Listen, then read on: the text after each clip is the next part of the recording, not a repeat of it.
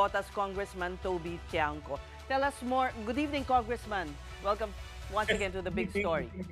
So tell us more about this ethics complaint. Parang that's a slap on the wrist. Hindi, that's the least that we can do, di ba? What could we do at this point in time? Yun ang pwede natin gawin. So nag-file na tayo ng ethics complaint, no? But more than the ethics complaint, I think the most important thing that happened today was yung pag-connect yun ng insertions doon sa sinasabing kickback, di ba? If you would recall, lagi kong ini-insist na there is something wrong with the insertions, no?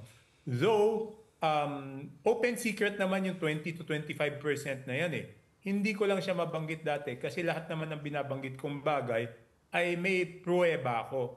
Ito, kung banggitin ko siya before, wala naman akong first-hand knowledge, no?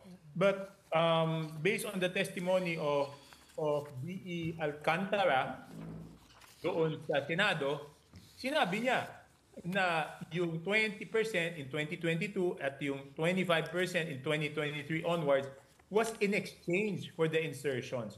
So ngayon, mas maliwanag na sa mga kababayan natin kung bakit pinag-initan ko tila yung insertions na yon. Kasi yun talaga ang magdudugtong doon sa kickback. At kung bakit pinipilit ko nun malaman kung sino yung proponent. Diba? I've been always explaining, iba yung proponent, iba yung district kong. So yan yung sinasabi na ni District Engineer Alcantara. Kasi in the case that he's saying, ang proponent ay lumalabas na si Congressman Saldico, pero obviously hindi siya yung congressman ng Bulacan, di ba? So yan yung sinasabi ko noon-noon pa.